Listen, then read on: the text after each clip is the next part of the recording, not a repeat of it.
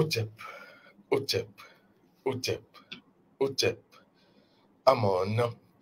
Merci de nous rejoindre dans cette nouvelle pyramide que je suis heureux, ravi, content de vous rejoindre dans cette pyramide pour cette nouvelle incursion, vous le savez, au cœur, j'ai envie de dire, des arcanes, des indices et des informations préventives, puisque vous le savez, nous sommes donc dans du journalisme préventif et nous vous servons dans cette pyramide, puisque vous avez donc les quatre codes, j'ai envie de dire, les quatre clés d'accès qui sont également des codes. Il s'agit d'abord de quoi? De l'écoute, ensuite de la compréhension, de la connaissance, et le dernier palier très important, c'est donc la décision. Oui, parce que vous devriez, à l'ère du Verseau, comme je vous le dis la plupart du temps, décider, et c'est à travers votre décision que vous allez pratiquer et être libre. Oui, parce que pour l'arcaniste que je suis, la liberté à l'ère du Verseau, c'est la connaissance plus la pratique. Alors, merci à toutes ces personnes qui nous envoient des messages de plus en plus nombreuses, j'ai envie de dire ces personnes des quatre coins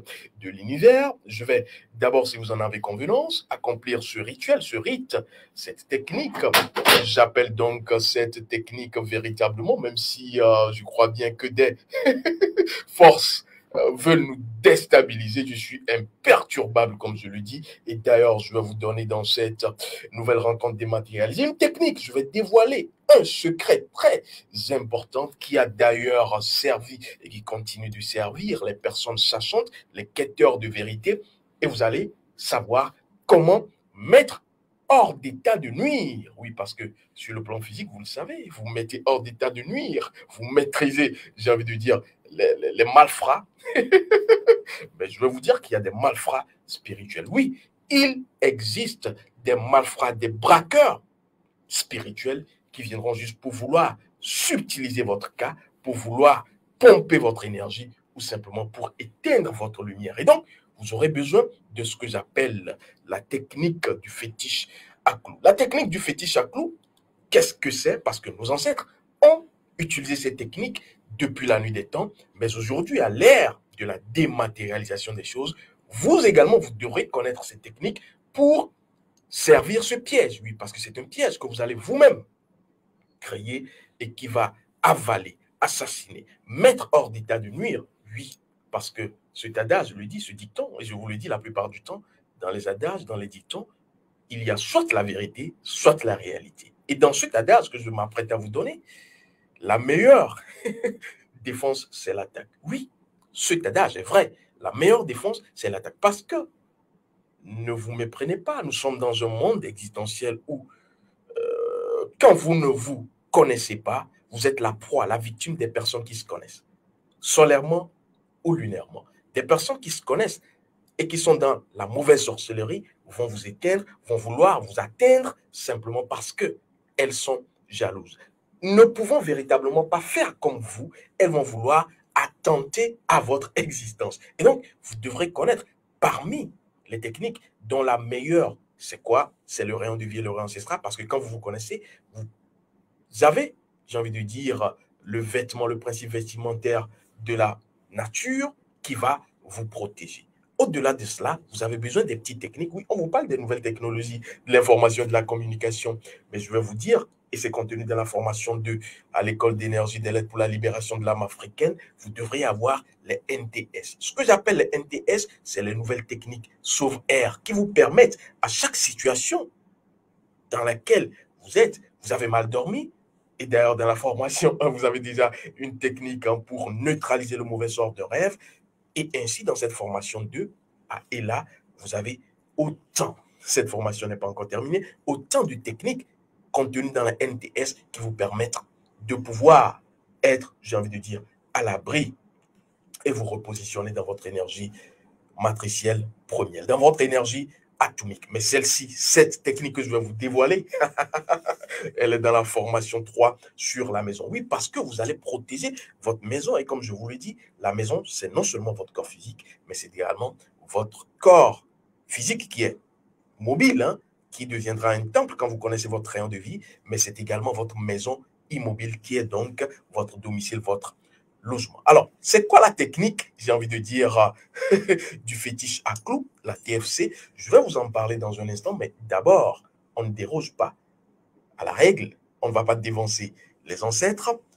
Témoignage et reconnaissance ici et maintenant de nos gratitudes à nos ancêtres qui nous reconnaissent dignes filles et dignes fils du continent de Kama, reconnaissance à eux et à elles, ainsi qu'aux mânes de nos ancêtres. Cela dit, c'est donc fait, nous allons avancer. Mais avant, je vais remercier ces personnes qui continuent de nous envoyer des messages. Et la plupart du temps, je vous ai dit que je réponds.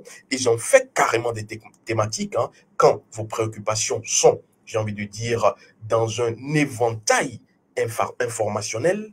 Mais la plupart du temps, je vous réponds directement quand je crois que cela peut être fait. Et donc ici, je vais dire merci à cette dame hein, formidable. Oui, du côté véritablement de Marseille, elle est entre Marseille et Ziguinchor. Je vous ai dit que je ne vais pas donner, je vais plus donner les prénoms, je vais donner des deux petits noms que vous allez pouvoir justement connaître entre vous et moi parce qu'il n'y a pas que les personnes qui nous écoutent. Et donc, elle est du côté entre Marseille et Ziguinchor. Son premier prénom commence par G. Voilà. Et véritablement, elle a appliqué la technique pour pouvoir connaître la musique de son âme. Elle-même l'a fait, elle me l'a envoyé. C'était waouh. Et son mot, hein, son expression, c'est quoi? C'est super puissant. C'est super puissant. Parce que oui, je vous ai dit, vous devrez, à l'ère du Verseau, connaître votre histoire qui est contenue dans l'histoire de votre âme. Et donc, écoutez la musique, sinon le mantra de votre âme. Et donc, elle me l'a envoyé, j'ai été ébahi. Et d'ailleurs, je rappelle que ce autre frère Camille qui est du côté de Lyon, son prénom commence par A. Il a donc déjà, je crois bien reçu, hein, réceptionné, le staff me l'a confirmé avant que je monte en plateau, sa musique d'âme. Et donc, il nous en dira des nouvelles. Je rappelle que c'est très puissant et vous devrez écouter cette musique d'âme. Je crois que c'est dans la formation 1 initiale de base où vous avez à connaître comment vous-même vous pouvez le faire. Mais si vous voulez qu'on vous le fasse, vous avez simplement à passer la commande et puis vous serez servi. Alors, je vais également répondre à d'autres personnes, hein, toujours sous anonymat, et là je vais m'adresser véritablement aux Afro-Africains, ce que j'appelle les Afro-Africains ou Africaines. C'est des personnes donc originaires de la terre Kama qui ont séjourné, qui séjournent d'ailleurs sur d'autres terres. Et donc, voilà. En ce qui concerne ces personnes, je vais vous dire que vous soyez métissés, c'est-à-dire vous avez un demi-sang, si vous voulez, hein, kamite, mais que la deuxième moitié de votre origine vient d'ailleurs et que vous allez vous mettre en mariage avec une personne d'une autre terre. Autre terre, je parle de l'Europe, je parle des États-Unis, je parle de l'Asie, de l'Inde, du Japon.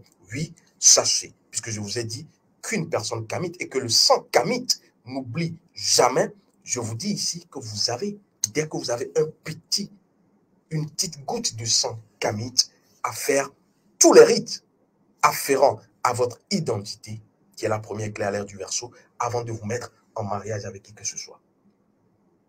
Soit-elle hein, cette personne blanche, le coderme, ce n'est pas le souci. Mais vous devriez, si vous êtes d'origine kamite, de la terre de Kama, faire les rites. Et d'ailleurs, aujourd'hui, vous ne faites même pas de rites. Vous commencez à vous aimer, comme vous le dites, même si on n'en a pas la même définition. Ensuite, vous faites quoi? Vous allez vous empresser à aller mettre l'alliance au doigt sans avoir fait quoi? L'union ancestrale et les rites, parce qu'il y a des rites qui vont avec. Vous êtes deux âmes différentes. Et au-delà des deux âmes différentes, vous êtes deux entités familiales différentes. Et chaque force ancestrale devra être apaisée et réconciliée avec l'autre partie prenante pour que vous ayez la paix. Sinon, vous n'aurez pas au tête. Et donc, ne pensez pas que quand vous allez simplement chercher à connaître votre rayon de vie, cela va solutionner vos problèmes maritaux. C'est faux. Vous vous connaissez, c'est un premier pas. Votre époux doit se connaître, même si certains vont penser véritablement, hein, quand on a le regard occidental, que tout ce qui n'est pas orthodoxe est sorcellerie. Je vais vous en parler dans un instant. Je vais simplement vous dire que c'est, comme disait un de mes anciens maîtres, de la poudre de perlimpinpin. C'est de la poudre de perlimpinpin. Oui, c'est de la poudre aux yeux que de penser que tout ce qu'on ne pense pas est forcément négatif.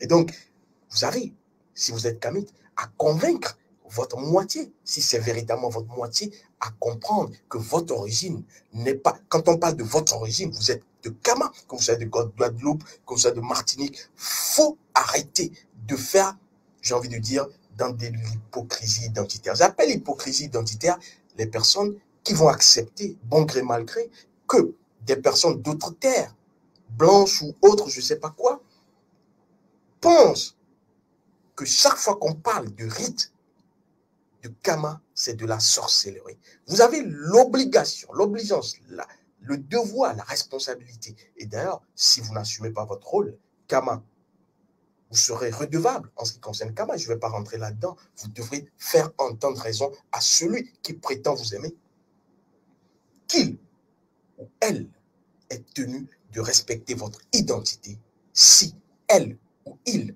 vous aime. L'amour, c'est quoi? C'est l'acceptation. Et donc, si la personne ne vous accepte pas, n'accepte pas vos origines et pense que tout ce qui est rite venant de vos origines, c'est de la sorcellerie, même si on ne comprend pas véritablement ce que c'est que la sorcellerie, vous n'avez pas, j'ai envie de dire, à accepter cette personne. Je parle en général. Parce que aimer, c'est accepter l'origine, l'identité de la personne. On ne marie pas le corps physique en réalité. On marie l'essence du corps physique. C'est pour cela que vous devrez connaître le rayon de votre union ancestrale. Pour savoir, votre relation est basée sur quel principe. Vous avez à chaque relation des principes à respecter. Quand vous ne les connaissez pas et que vous vous mariez, vous ne faites même pas l'union ancestrale. Vous ne connaissez même pas le rayon de votre union ancestrale. Bonjour les dégâts. Et donc, vous n'avez pas à vous en plaindre. Mais non, si vous l'avez fait sans véritablement, j'ai envie de dire, chercher à... Parce que peut-être c'était dans l'ignorance, dans la négligence, vous n'aviez véritablement pas votre tête à ça en ce moment et que c'est déjà fait. Vous êtes marié, vous avez peut-être des enfants qui sont grands, que sais-je. Tout est possible. C'est-à-dire vous pouvez réharmoniser l'énergie. D'abord, de vos deux âmes. Ensuite, les forces, pouvoirs et puissances de vos ancêtres à travers leurs principes et donc à travers le rayon de l'union ancestrale que vous devrez connaître. Et ainsi, les rites étant faits, vous vous connaissez, vous êtes dans la paix. Sinon, allez vous marier. Moi, je ne suis pas contre. Allez vous marier. Remplissez les mairies. Remplissez les mairies. Mais après, ne vous plaignez pas. Quand vous avez 3, 4, 5, 6, 7 enfants et que le côté occidental cherche toujours à primer sur tout ce qui sera. Mais en même temps, je vous dis, si vous pensez que tout ce qui vient de Kama est aussi négatif, nocif, pourquoi est-ce que vous aimez des personnes de Kama?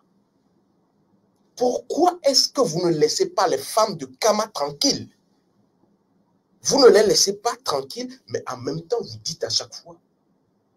Les personnes se reconnaissent. Je ne suis pas dans de l'indexation ici. En même temps, vous dites à chaque fois que ces personnes, en ce qui concerne leur rite, elles n'ont même pas d'histoire et tout ce qui sera rite, c'est de la sorcellerie. Qu'en savez-vous? Désert, mets ça de côté. Je mets ça de côté et je vais donc passer, j'ai parlé en général, chacun pourra véritablement trouver des pièces à sa chapelle. Je vais maintenant passer simplement à ces personnes également qui parlent de la trousse métaphysique, parce que j'en ai parlé. La trousse métaphysique, oui, elle est presque prête. Elle sera contenue dans la formation 3 en ce qui concerne la maison, parce que c'est une trousse qui contient beaucoup de choses en ce qui concerne les 10 principes nétiriques. Et donc, non seulement vous avez la trousse physique, clinique, mais vous avez également besoin de la trousse métaphysique. Parce que les entités, quand elles s'approchent de vous, quand vous vous connaissez, vous avez le premier bonus. C'est-à-dire, elles disent, ah, celui-ci, celle-ci, elle se connaît. Attention, on va faire attention. Elles ne font pas des mythos. Ensuite, on va chercher à voir qu'est-ce que vous avez sur votre maison. C'est comme quand vous avez votre maison, votre domicile. Qu'est-ce que vous faites la plupart du temps? On voit des personnes mettre des fils barbelés, des caméras de surveillance. Oui, ça c'est pour la maison physique, votre logement. Mais votre corps physique, qui est une maison également, comme je vous l'ai dit, doit avoir des fils barbelés. Et donc, la trousse métaphysique que vous devrez arborer, c'est rien du tout. Je vous en parlerai parce que j'ai prévu une émission là-dessus. Je vous amènerai la trousse, même si je ne vous dirai pas le contenu. C'est top secret. Vous devrez l'avoir sur vous.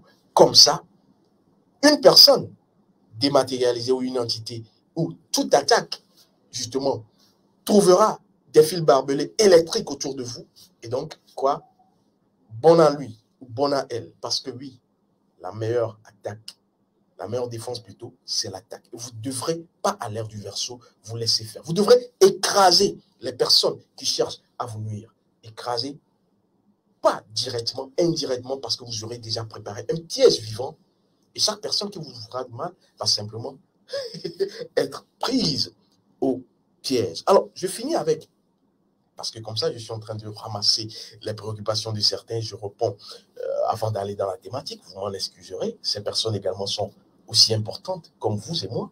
Et donc, je veux parler à ces personnes qui, justement, posent des questions qui concernent les objets qu'elles acquièrent, que ce soit, j'ai envie de dire, une croix, que ce soit des boucles d'oreilles, que ce soit même une simple boîte de conserve que vous achetez en supermarché en grande surface. Vous avez forcément, comme je vous le dis, parce que tout est imprégné d'énergie, vous ne savez pas d'où cela vient, vous avez à faire quoi? Technique de dépolarisation. Vous allez enlever les mauvaises énergies. Et oui, c'est l'énergéticien pranique qui parle, c'est en même temps l'initié ancestral kamique qui parle, et donc la technique de dépolarisation contenue dans la formation 3 est une technique que vous devrez utiliser sur tout objet qui arrive à votre niveau, boucle d'oreille, croix, anque, que ce soit boîte de conserve, voiture, tout, dépolariser d'abord cet objet. Ensuite, utilisez la TPM, ceux qui sont initiés en ce qui concerne la formation 1 de base à notre école savent ce que c'est que la TPM. Utilisez la TPM.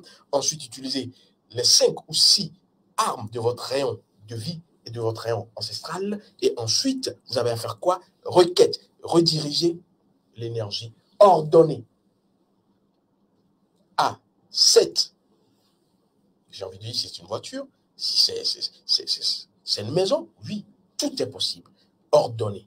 Après avoir donné un nom à votre objet. Si c'est un objet qui va rester avec vous. Mais si c'est une boîte de conserve, si c'est tout ce qui arrive, dépolarisation, technique TPM, 6 en ce qui concerne les armes du rayon de vie, rayon ancestral, requête, réorientation de l'énergie. Je crois que j'ai donné un process pour ceux qui sont véritablement à notre école, ils comprennent ce dont il s'agit. Alors, je reviens rapidement à grandes enjambées. À mon thème, voici le secret sacré du fétiche à clous. Créez votre piège principal contre les sorciers. Oui, puisque je disais que beaucoup ignorent ce que c'est que la sorcellerie, surtout quand on n'est pas kamite. La sorcellerie, c'est quoi? C'est simplement avoir là un sorcier, celui qui a la capacité d'agir et d'envoyer une énergie, soit-elle lunaire, soit-elle solaire. Et ainsi, nous tous et nous toutes, nous sommes des sorciers à divers degrés. Mais il y en a qui s'ignorent. Et maintenant, j'ai envie de dire, à l'ère du verseau, vous avez simplement à faire quoi? À vous rappeler les techniques pour pouvoir devenir un sorcier conscient, actif. Quand vous dormez, vous faites de la sorcellerie, non? Maintenant, connaissez-vous et agissez, même quand vous êtes éveillé. C'est ce qu'on appelle un sorcier positif. Maintenant, il y en a qui ont cette connaissance, oui, mais qui vont l'utiliser pour faire du mal. Et ça, c'est ce qu'on appelle péjorativement le sorcier, même si c'est un sorcier lunaire, faut-il préciser. Alors, est-ce que vous avez déjà entendu parler des fétiches à clous? On les appelle les Nkondé, ou les Nkondi, ou les Nkisi, ceux qui sont véritablement bas congolais, ou du Congo, hein, Congo avec K, comprennent ce que je suis en train de dire. Parce que ce sont des fétiches hein, qu'on va, merci à la réalisation, avoir et sur lesquels on aura beaucoup de clous et qui vont être là pour défendre justement une cause. Des fois, c'est des causes publiques, des fois, c'est des causes privées. Et en ce qui concerne le Nkondé, le Nkondi ou le Nkissi, on peut avoir justement un chien en sculpture et tenez-vous bien, pour ceux qui s'y connaissent, je parle de cela en ce qui concerne le Zaïre, Congo et autres, mais je rappelle que c'est également contenu cette technique sur la bordure atlantique, Togo, Bénin et autres. Mais j'ai été bercé par justement hein, cet arcane en ce qui concerne le Congo. Je vous ai dit que j'ai une âme pluridimensionnelle. Et donc, là-bas, on va utiliser quoi? Un chien en sculpture, mais tenez-vous bien, il s'agit d'un chien bicéphale qui a deux têtes. Un chien qui a deux têtes, parce que pour les personnes originaires, initiées, kamites originaires de ce côté-là, le chien est cet animal qui a la possibilité de voir dans l'au-delà du physique. Et d'ailleurs, on appelle le chien de ce côté l'animal à quatre yeux. Et d'ailleurs, quand on revient au Togo, la région dont je suis originaire, le nord du Togo, véritablement, le chien est un animal qui va être utilisé en ce qui concerne les rites de l'adolescent, hein, du jeune qui va devenir homme, adulte. On parlera des rites Evala, des Kondona et autres.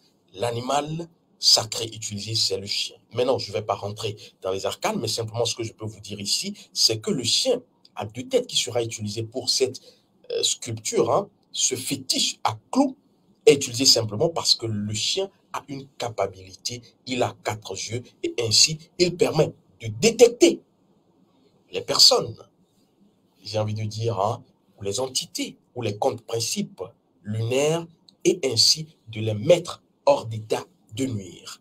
Alors, ce ne sont pas que les personnes, les peuples. Je vous ai dit que moi, je suis véritablement dans le formel avant le fondamental. Donc, excusez du peu pour ceux et celles qui aiment, j'ai envie de dire, aller aux choses sans les caresses. Je parle avant de dire. J'ai dit. Et donc, après le peuple Congo, hein, Bas-Congo et autres, on parlera d'un Kondé, Nkondi ou d'un Kissi, on va remarquer que le principe que je vais vous dévoiler est aussi utilisé par certains peuples du Nigeria. Oui, du Nigeria. Et là, on parlera des populations Gan, les populations Gan ou les populations Lobi du côté du Nigeria, qui connaissent également ce principe et vont l'utiliser à travers des, tenez-vous bien, des lances en fer, des barres de lance en fer qu'ils vont implanter dans le sol, tenez-vous bien, implanter, on les appelle d'ailleurs des bâtons de pluie, implantés dans le sol pour avoir la pluie. Oui, le fer, la lance de fer dans le sol qui va attirer quoi? La pluie. C'est toujours le même principe. Et donc, tout cela renvoie et ainsi de façon disséminée dans tous les peuples kamites à ce qu'on va appeler la caste des forgerons.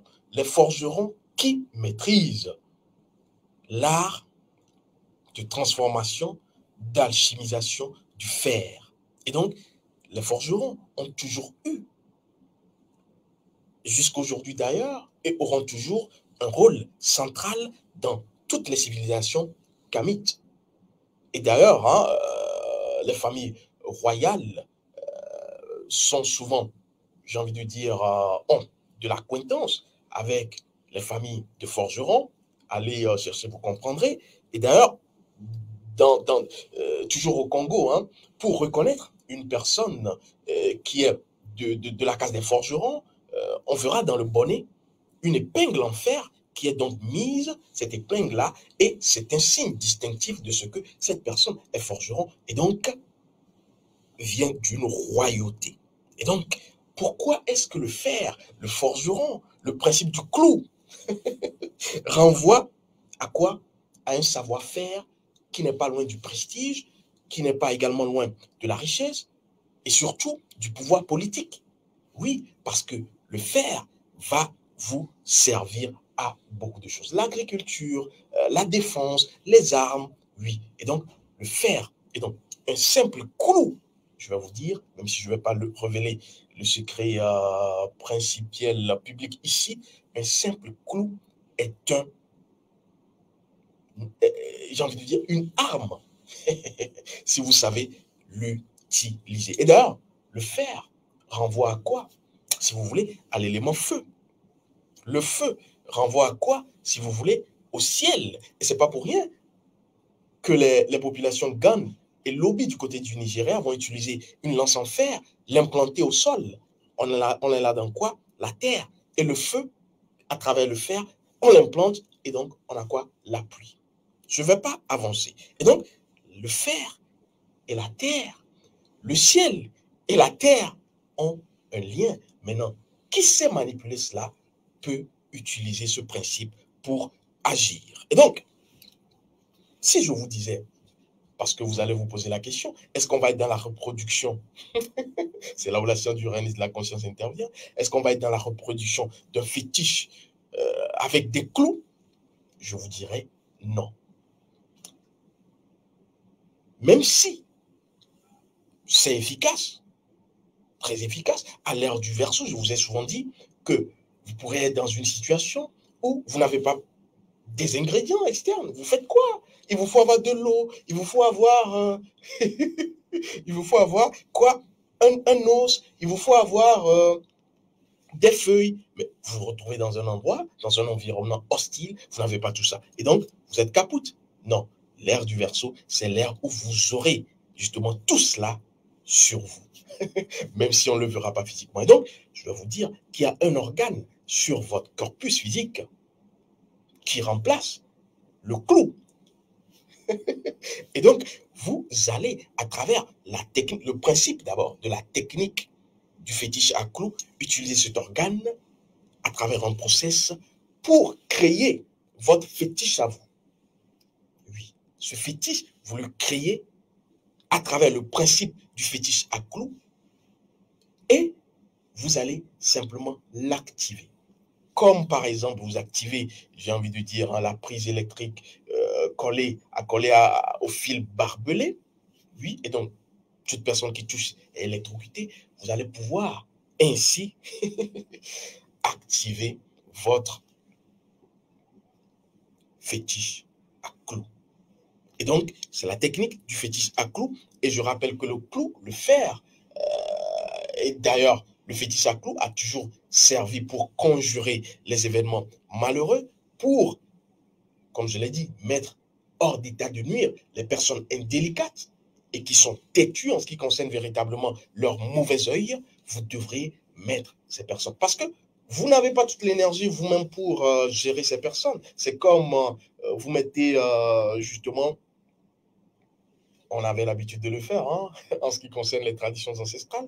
Vous mettez un bol d'eau quand il y a les insectes donc, qui sortent en période pluvieuse. Vous mettez un bol d'eau et vous déposez au niveau d'une source lumineuse. Et les insectes qui viennent déranger en période de pluie, qui aiment la luminosité, je ne sais pas comment on l'appelle dans vos traditions, qui tombent dans vos repas, viendront simplement, ces insectes tomber dans le bol avec de l'eau. C'est un dispositif, c'est un piège, voilà. Et donc, c'est le même piège que vous allez utiliser et vous déposez, c'est-à-dire vous l'activez vous-même. Et, puisque c'est principiel, vous utilisez le principe du fétiche à clou, les personnes qui vont utiliser leur savoir, soit-il lunaire ou solaire, pour vous déranger, ces personnes seront elles-mêmes prises à leur piège. C'est pour cela qu'on ne touche pas à tout. Oui, vous ne devez pas permettre à tout le monde de pouvoir toucher à ce qui ne doit pas être touché. Et donc, c'est ce que vous devriez pouvoir faire à travers cette technique, ce secret sacré du fétiche à clou. Je rappelle que cela, pour moi qui ai fait les sciences orientales, cela est recontenu véritablement dans les sciences orientales, parce que je vous ai dit, tout ce qui part de Kama a été édulcoré, changé, réhabillé, empaqueté et tout, et on nous le sert de l'autre côté. Donc moi qui ai fait les sciences orientales, j'ai compris cela, et d'ailleurs, cela a été repris principiellement, mais a été également efficace du côté des sciences orientales. Et donc, vous avez la possibilité, d'ailleurs, de ce côté, on parle de Aung San Wahe Guru. Et donc, vous avez la capacité de pouvoir vous-même, ce qui n'est pas loin de la technique, je l'appelle encore cette technique, hein, la technique de... bon, Césaire, mets ça de côté. Non, parce que là, on va rentrer dans ce qui ne doit pas être dévoilé ici. Et donc, cette technique est contenue, je rappelle, dans la formation 3, protéger votre maison. D'abord, l'intitulé de cette formation, c'est quoi? Connaître le rayon de vie de votre maison, la consacrer, la protéger et activer sa magie vibratoire. Et donc, comme je vous ai dit, la maison, votre logement, c'est encore vous. Ne vous trompez pas. Votre corps physique, c'est encore votre logement. C'est pourquoi votre logement peut vous écouter votre séjour existentiel si vous ne connaissez pas son rayon de vie, ses principes. Et donc, vous devrez être dans l'harmonie. comme cette tortue avec cette carapace, vous vous déplacez avec votre logement à tout bout de champ. Et donc, c'est dans cette formation que vous devrez donc protéger. Oui, protéger votre corpus physique à travers quoi? La technique du fétiche à cou. Je répète, la technique, et d'ailleurs c'est principiel, la technique principale du fétiche à cou. La TFC, pour pouvoir mettre hors d'état de nuire. Parce que oui, il y en a qui quand Ra permet le jour, ne font rien, mais sont là à épier, à chercher, à savoir, lui, qu'est-ce qu'il a mangé, qu'est-ce qu'elle a fait. Oui, elle a encore de l'argent. Oui, elle a payé un nouveau véhicule.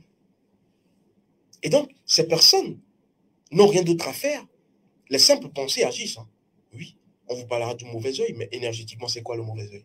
Et donc, vous devrez vous-même préparer des pièges et vous occuper à autre chose plus essentielle. Et vos pièges vont attraper des proies qui elles-mêmes auront voulu être victimes de leur ignorance. Hotep, Hotep, Hotep, Hotep, Hotep. Amon, les ancêtres ont encore parlé.